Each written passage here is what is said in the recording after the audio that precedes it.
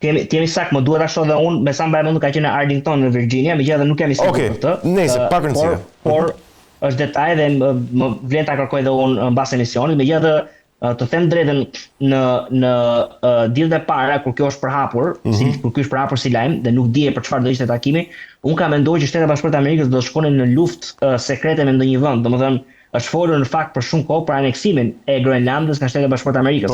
Ka qenë në fakt një pikë përballje midis SBA-s dhe Danimarkës dhe unë gjithmonë kam menduar që ndoshta ky takim i këtyre generalëve do të kishte të bënte me një ofensivë amerikane në Groenland ose me një zbatim të doktrinës Monroe, një ofensivë amerikane për shembull për të marrë kontroll kanale Panamas apo për të përfshirë direkt në konflikt me Venezuelën, kur të kujtojmë ka pas fërkime të vjushme midis Trumpit dhe Maduros për çështjen e trafikut të drogës, po jo vetëm. Skenari i Venezuelës është më i besueshëm në fakt se Groenlanda, se nuk do mblidheshin 800 general për të pushtuar një zonë me akullnaja, me bor. Ndoshta Venezuela ishte më e kuptueshme. Jo, në fakt, shiko, administrata amerikane në fillim të mandatit të Trumpit, po ta kujtojmë në janar apo shkurt, ka pas shqetësime serioze të aleate të NATO-s që SBA-i do të pushtonte Groenlandën. Ose dhe do të aneksionte Kanadan, domethënë nuk janë aq të pamundur këto. Megjithatë, takimi është bërë për dy arsye. E para njëherë për atë që sekretari i luftës, Pete Hegseth, e quajnë the warrior ethos, domethënë etosi luftëtari. Domethënë për vite me radhë, vitet e fundit, është bërë administrata amerikane, ushtria amerikane në një farë mënyrë është bërë objekt propagandash ideologjike, janë futur këto kuotat raciale, kuotat gjinore, diversiteti në çdo vend, domethënë një shtyrje nga administrata Biden për të përfshirë dhe trupat transinor në pjesë të ushtrisë amerikane. Sipas Hegsethit, to normalisht dëmtojnë ethosin e luftëtarit amerikan, që sigurisht do të jetë një burr i gjatë në formë dhe prandaj sulmoi edhe këta që janë mbi peshë në ushtrinë amerikane apo që janë të dobët. Pra një farë mënyrë restaurimi i ethosit të luftëtarit dhe këta janë standardet e reja që ka administrata amerikane po vendos për generalët amerikanë dhe për ushtarët që vinë poshtë tyre, dhe nga ana tjetër ka një qëllim të dytë, përdorimin e ushtrisë amerikane jo më për çështje të jashtme, por tani për çështje të brendshme. Kujtojmë që Trump ka kërcënuar kryeqytetin Washington DC me vendosjen e gardës kombëtare aty për të luftuar krimin. Apo dhe Chicagon ka folur për New Yorkur, për LA-n, pra dërgimin e ushtrisë amerikane ose dhe Portland në Oregon, ka folur për dërgimin e ushtrisë amerikane në këto zona të qyteteve të mëdha amerikane, të cilat janë të mbushura me kriminalitet. Pra për herë të parë mund të shohim përdorimin e ushtrisë amerikane për të luftuar bandat kriminale në qytetet e mëdha amerikane, që në fakt është një Si do duket kjo? Nuk duket pak problematike që ushtria amerikane ta përdorësh për çështje të brendshme, edhe pse mund të jenë çështje të vërteta, pra që qëndrojnë, por nuk duket pak problematike, si mendon? Pra, a mund të çojë, po themi, në përplasje civile ose në tension situatës? Nuk mendoj që do të çojnë në përplasje civile. Sigurisht që ushtria është bërë për të përdorur jashtë vendit. Kjo nuk diskutohet. Dhe policia për të përdorur brenda vendit. Ajo perspektiva gjithë ka vlerë, por nga ana tjetër si të kemi të bëjmë një situatë emergjente në qytetet e mëdha amerikane për shkak të kriminalitetit të lartë. Unë vetë hera fundi që isha në Amerikë, madje para se të kthesha në Shqipëri, bëra një vizitë në Minneapolis, qyteti ku vra George Floydi, vajte edhe në Chicago, kuptoj dy qytete shumë të mëdha, shumë të bukura, por ti shohën ato ghettot të populluar në mënyrë të frikshme vetëm nga afroamerikanë, dhe shije kriminalitetin që ishte sheshit, droga që ishte sheshit, homelessness, pra të pastret që ishin sheshit, dhe në momentin kur policitë lokale, federale nuk e kanë bërë dot këtë gjë, sigurisht që një pjesë e forcave të armatosura mund të përdoret për të sjellë paqe sociale në ato zona. Teorikisht biem dakord. Ushtria është bërë për të mbrojtur interesat e vendit nga aktorë të jashtëm, ndërkohë që autoritetet ligjzbatuese janë ato që merren me sigurimin e rendit nga përbrenda. Por nga ana tjetër, sipas presidentit Trump dhe sipas administratës amerikane, kemi të bëjmë me një situatë që nuk është normale, që është emergjente.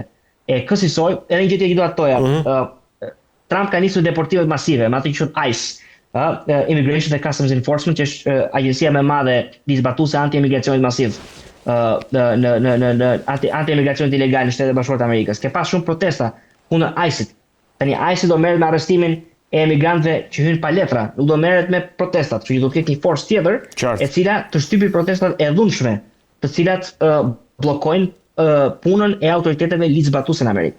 Pra janë të dyja perspektivat mendoj.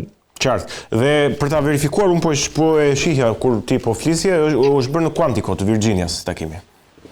Ku është baza në Arlington, aty afër. Po. Është po në Quantico. Në Quantico, po. Tani, përpara se të kaloj tek Shqipëria të bëjmë pyetje një çështje në lidhje me çfarë është duke ndodhur këtu në Shqipëri. Unë doja të pyesja edhe për diçka tjetër, nuk e di sa ti e ke ndjekur çështjen e mbylljes së administratës amerikane si pasojë e një mungese marrëveshje midis palëve sa i takon fondeve. Për shembull, ambasadë amerikane, nëse mund ta kemi edhe në Splitter, ka bërë një sa po e lexova në fakt. A e lexove? Okej. Super. Para se ty në emision, po. Është edhe në fakt një media e kishte portretizuar si nuk ka fonde, nuk është kështu, ai quhet në Amerikë government shutdowns, pra mbylljet e përkohshme të qeverisë ndodhin shpesh. Nuk ndodhin sepse nuk ka fonde. Ndodhin sepse Partia Demokrate dhe Partia Republikane nuk bien dakord për buxhetet, për miratimin e buxhetit të ri. Në mos gaboj, government shutdown i fundit ka qenë në vitin 2023, ku demokratët kërkonin rritjen e nivelit asaj që debt ceiling, pra nivelit maksimal të borxhit që qeveria amerikane mund të marrë. Demokratët kërkonin rritjen e saj, ndërkohë që republikanët duke qenë skifter fiskal, duke qenë më konservator në shpenzimin e paras, ishin kundër. Dhe kjo solli në një mbyllje të qeverisë federale në administratën Biden. Kjo nuk do të thotë që nuk ka fonde, kjo nuk do të thotë që nuk ka shërbime, por kjo thotë që buxheti i ri fiskal për vitin e ri nuk është miratuar ende dhe jo më kot të qeveria mbyllet, por nuk mbyllet se nuk ka fonde, mbyllet se nuk ka një marrëveshje mbi buxhetin e ri fiskal. Dhe kjo ndodh shumë shpesh në Amerikë, nuk është gjë e precedent, ndodh shumë shpesh. Po, ambasadë amerikane këtë thotë që akaunti në Twitter nuk do të përditësohet rregullisht deri në full operations resume me përjashtim të gjërave të emergjente, thotë. Pra, postimet në Twitter. Personi që e menaxhon atë akauntin në Twitter, që probabilisht një punonjës i qeverisë federale amerikane, nuk do jetë në punë për X numër ditësh që dhe unë du ta kërkosh në fakt dhe unë du ta kërkoj edhe unë këtë gjë, sa ditë ka zgjatur shutdowni më i madh qeveritar federal dhe për mua nuk zgjat më shumë se një javë ajo, domethënë me çka kam parë unë dhe nga herët e kaluara. Megjithatë është objekt diskutimi. Mirë, mjaft interesante edhe kjo e fundit. Tani duhet kaloj pak në Shqipëri në lidhje me atë që po ndodh me ish kryetarin e Bashkisë Tiranës Erion Veliaj, i cili u propozua për shkarkim nga Këshilli Bashkiak, u çua propozimin e Këshillit të Ministrave ku u shkarkua me vendim të Këshillit të Ministrave. Ai e ka nisur ankesën e tij, pra kundërshtimin e tij ndaj këtij vendimi të Këshillit të Ministrave në gjykatën kushtetuese. Nga ana tjetër, qeveria ka nisur vakancën jo vetëm tek KQZ-ja, por edhe tek presidenti Bajram Begaj në pritje të shpalljes, pra, të datës së zgjedhjeve të parakohshme vendore. Si e ke parë të gjithë këtë histori, meqense nuk ta ka rënë rasti që ta diskutojmë së bashku këtë? Shiko, saga Veliaj mund të shihet në dy mënyra të ndryshme. Mendoj ka një përplasje politike, ka edhe një përplasje juridike që tani në një farë mënyrë po del në sipërfaqe dhe përshtyt e publikut. Përplasja politike është e qartë. Benjamini politik i Edi Ramës, Erion Veliaj, njeriu që në një farë mënyrë u akaparua në strukturat e Partisë Socialiste për shkak të Edi Ramës dhe për shkak të besimit që Edi Rama i dha. Erdhe një moment kur i doli jashtë kontrolli, qoftë në aspektin e paras, qoftë në aspektin e fuqisë, qoftë në aspektin e ambicjeve, dhe kjo sigurisht bëri që zoti Rama në një farë mënyrë t'i priste atë hovin zotit Veliaj dhe unë nuk mund të them dot nëse ka qenë Edi Rama në Stiangoni, por jam i bindur që është diçka e ngjashme. Dhe sigurisht që në këtë kontekst zoti Veliaj u eliminua politikisht nga zoti Rama. Dhe kjo kulminoi me arrestimin e zotit Veliaj nga oficerët e Bureus Kombëtar të Hetimit, në mos gaboj në tetor apo në nëntor. Në 10 shkurt. Tani kur ka qenë ditën e kaluar. 10 shkurt. Në këtë vit, arrestimi. Në këtë vit ka qenë, po. Në 10 shkurt të 2025. Po. Tani në këtë moment zoti Veliaj ka diku ke 3-4 muaj që nuk merr pjesë në mbledhjet e Këshillit Bashkiak. për shkak të faktit që ai është i paraburgosur nga SPAK-u. Këtu hyn në lojë Neni 62. Neni 62 i kushtetutës flet për kryetarin e bashkisë dhe konditat në të cilat kryetari i bashkisë mund të hiqet mandati. Dhe një prej tyre është momenti kur ai nuk merr pjesë në mbledhjet e Këshillit Bashkiak për më shumë se 3 muaj, por për arsye të justifikuara. Por për arsye të pa justifikuara. Në këtë rast, arsyeja është justifikuar sepse zoti Velia nuk ka dashur të shkojë në mbledhjet e Këshillit Bashkiak, por nuk ka pasur mundësi. S'ka pasur mundësi sepse ka qenë i paraburgosur. Zoti Velia në bazë të kushtetutës e ka ankimuar këtë çështje në gjykatën kushtetuese. Dhe gjykata kushtetuese normalisht duhet dalë me një vendim, por kushtetuta është e qartë në Neni 115 që në momentin kur një çështje e tillë çohet në gjykatën kushtetuese, shkarkimi nga Këshilli Bashkiak dhe firmosja e këtij shkarkimi nga Këshilli i Ministrave që pastaj shkojë për vakancë tek presidenti, bëhet nul, pra pezullohet si vendim. Deri në momentin kur gjykata kushtetuese të dalë me një vendim. Pra, nëse ndiqet kushtetuta, zoti Veliaj do të vijojë të ngjerë de jure kryetari i Bashkisë së Tiranës dhe nuk do mund të kishte zgjedhje në Tiranë, për shkak se ai është akoma kryetari i bashkisë, nuk ka akoma një vakancë zyrtare. Ne shohim po prapë një krizë kushtetuese këtu, sepse zoti Rama ka bërë në perspektivën time ka ndjekur një hap antikushtetues, duke mos e instruktuar sekretarin e përgjithshëm të kabinetit që ai të interesohej në raport me AK, me shkresë zyrtare, në raport me AK, një ankimim nga gjykata kushtetuese zoti Velia apo jo, sepse nëse do ishte bërë ky kërkim dhe me shkresë zyrtare dhe nëse do kishte ardhur përgjigje nga gjykata kushtetuese, do ishte e paligjshme dhe jo kushtetuese për kryeministrin që ta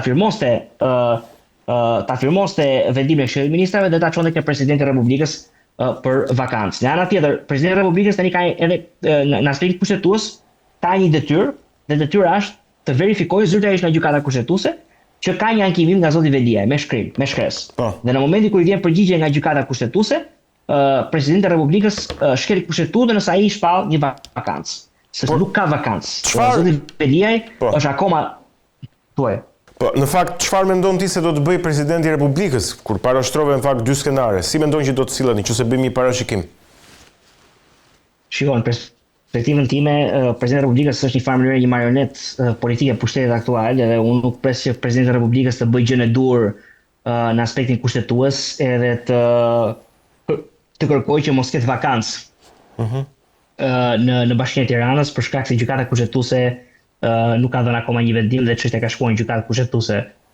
Por me shumë gjasa, duke ditur që partitë janë përgatitur për zgjedhje, duke ditur se partitë kanë ekspertë ligjor të partive e dinë që do shkonte në gjykatë kushtetuese ky muhabet që Velia do ta çonte në gjykatë kushtetuese dhe që gjykata kushtetuese normalisht do ta bënte nul këtë vendim, por prapë janë përgatitur për zgjedhje dhe po flitet për një kandidat të mundshëm të opozitës. Kështu që në këto kushte mendoj që të dyja partitë e nuhasin që Bajram Begaj do të bëjë atë që kërkon Edi Rama të bëjë dhe do të shpall vakancën zyrtarisht në Bashkinë e Tiranës që në mënyrë jo kushtetuese, mendoj unë, do t'i hapte rrugën zgjedhjeve për në Bashkinë e Tiranës, ku pastaj kemi një proces tjetër që s'ka lidhje me kushtetutën. Por unë mendoj që do të kemi zgjedhje. Nuk do duhet kishte zgjedhje, por do të kemi zgjedhje në Tiranë. Qartë. Mirë, ne do të flasim sërish në një moment të dytë edhe për procesin e zgjedhjeve të parakohshme këtu në Bashkinë e Tiranës, sa i takon edhe kandidatit të opozitës që është bërë çështje sepse ende s'po i gjejnë dot, edhe është për hir të vërtetës shumë e çuditshme. Nuk e di. Ti si mendon, është kaq i vështirë të gjesh kandidatin, pra po ka vështirësi sepse mua në fakt nuk më ka pëlqyer trajtimi që media ka bërë opozitës këto ditë të fundit në raport me gjithë kandidatët dhe ti e di mjaft mirë që unë nuk është se jam në një fan si PD-s dhe po bëjmë mbrojtjen e PD-s, por vlen të thuhet që e para një herë të gjesh një kandidat të mirë kërkon negociata me aleatët.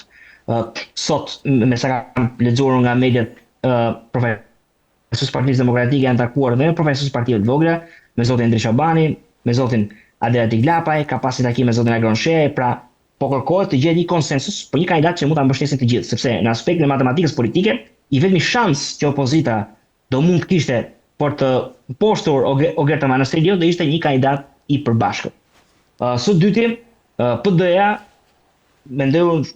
ka futur një rrysinë politike shqiptare që shumë pozitive, që janë primarët dhe do duhen normalisht të kishte primare për zgjedhjen e kandidatit për kryetar bashkie. U shpresoj që kjo të ndodhi, por edhe sikur kjo mos të ndodhi, prapë shumë demokratike sesa të zgjedhësh një individ në një asamble me një të rënd të lapsit dhe t'ja bësh të ditur, siç ishte rasti zoti Rama me zonjën Ogerta Manastiriu. Pra, këto çështje duan kohë, sidomos në momentin kur ndodhet opozita tani, që është një moment kritik.